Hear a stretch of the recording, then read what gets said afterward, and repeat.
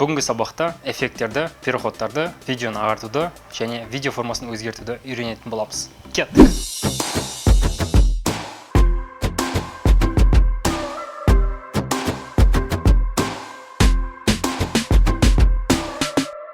Жалпы эффекттерді табу үшін бізге керегі эффекті терезесі. Оны табу үшін жоғарыда көрсетілген стрелкаларды басасыз.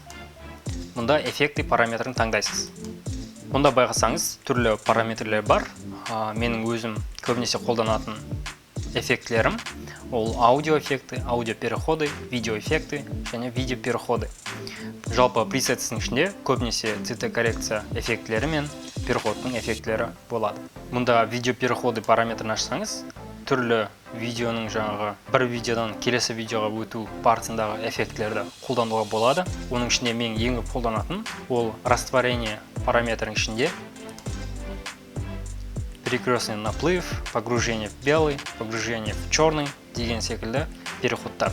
Сіз өздеріңіз осы эффектілерін барлығын ашып, ішіндегі әртүрлісін қолданып көрсеңіздер болады. Мен жалпы сіздерге негізгі 3-4 нұсқасын көрсететін боламын. Бұл переходтарды осы видеоларға қолдану үшін бірінші жағдай ол сіздерде видеоларыңыздың арасында ешқандай бос орын болмау керек. Сол үшін видеоларды қосуымыз қажет. Екінші ескере кететін жағдай, сіздер алдын ала видеоңыздың сәтті моменттерін қырқып алуыңыз қажет. Егер сізге бұл көрініс тым кіші болып тұрса, таймлайнды үлкейтсеңіз болады. Ол үшін астындағы фигураны кішірейтесіз. Міне видеоның өлшемі үлкейді. Ендігі кезекте біз керекті өзімізге сәтті моменттерді таңдайық.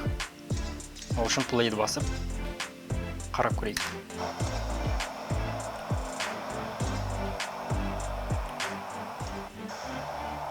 Жалпы мен үшін видеоның бас жағынан ортасына дейінгі момент сәтті болып тұр. Сол үшін мен осы аралықты қырқып алатын боламын.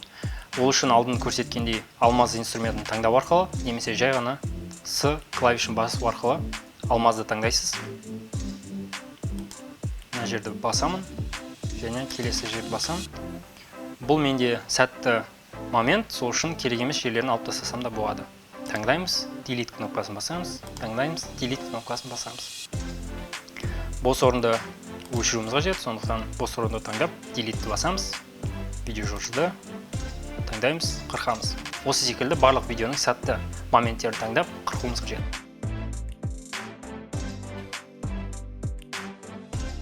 Осымен видеоларды дайындадық, ендігі кезекте арасына переходтарды қосайық. Ол үшін кез келген осындағы видео переходы эффектілерінің ішіндегі кез келген біреуін таңдайық. Мысал үшін погружение в белый эффектін таңдап таймлайнға келеміз.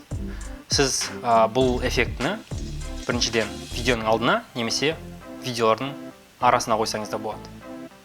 Бастапқыда видеолардың арасына қойып көрейік.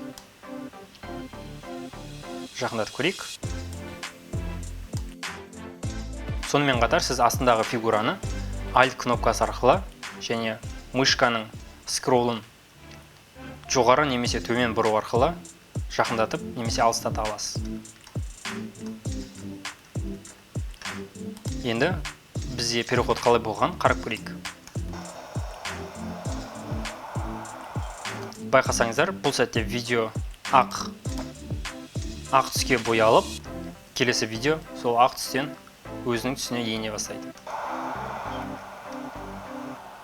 Сонымен қатар, бұл егер эффекті таңдасаңыз, элементы управления эффектами терезесінде түрлі параметрлерді өзгерте аласыз. Мысалы, сіз бұл эффектіні тек бірінші видеоның соңына ғана қойсаңыз да болады. Ол үшін центр на стыке параметрін таңдау арқылы, яғни окончание на стыке деген эффектісін таңдаймыз. Сонда сіздің переходыңыз тек бірінші видеоның соңына ғана әсер етіп тұр. Қарап көрейік.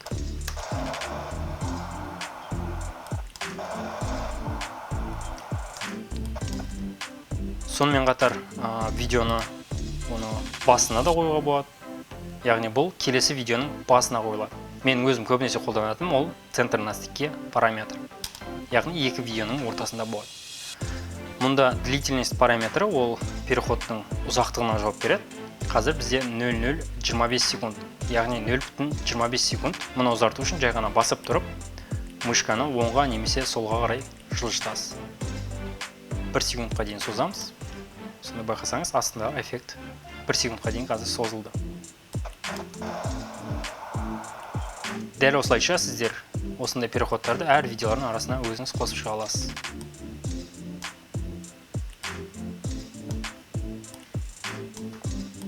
Енді не болған қарап көрейік.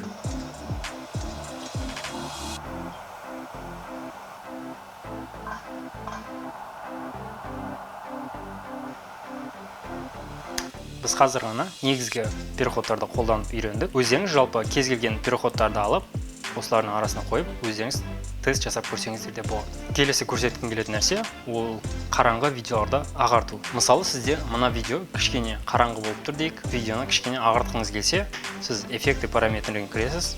Мұнда орысша жазумен яркость и контраст деген эффектін таңдаймыз. Бұл жерде айта кететін нәрсе, егер сіз бір эффектін іздейтін болсаңыз және оның атын нақты білетін болсаңыз, бас әріпін әрқашанда үлкен әріппен жазыңыз. Бұл орыс тілінде сондай бір қателіктері бар. Ағылшын тілінде кіші әріппен жазсаңыз да тауып бере береді. Келесі бізде яркость и контраст эффектісін таңдап, видеомыздың үстіне қоямыз.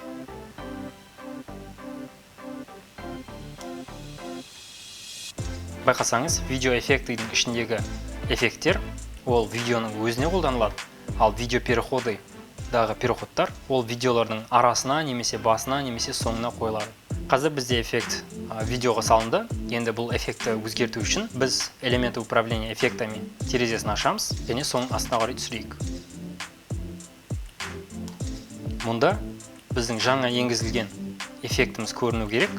Егер сізде көрінбей жатса, бірінші видеоны таңдап алыңыз қажет. Сонда сізде осы терезе ашылады, астына түссеңіз, яркость и контраст эффектісі тұр. Мұнда яркость және контраст деген екі параметр тұр.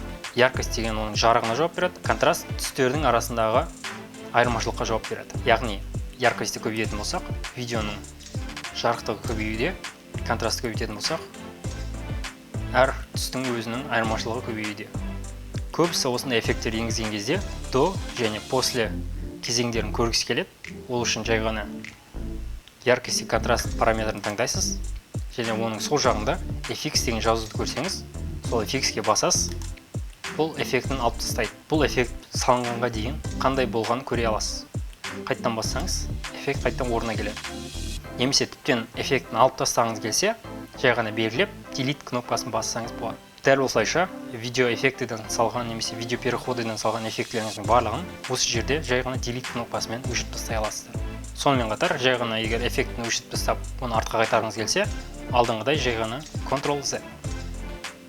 Сонда эффектіңіз қайта орнына келетін болады. Келесі кезекте көрсеткім келетін нәрсе, ол видеоны қырқу. Кей кездері болып тұрады, сіз өзіңіздің видеоңыздың мысалы жоғары жағын немесе төмен жағын қырқып тастағыңыз келетін сәттер болса, эффекті параметріне кіреміз. Бұл жерде сіздерде обрезать эффектісін іздеп тауып аласыздар. Эффектін басып таңдап, қырқу керек видеомыздың үстіне қоямыз.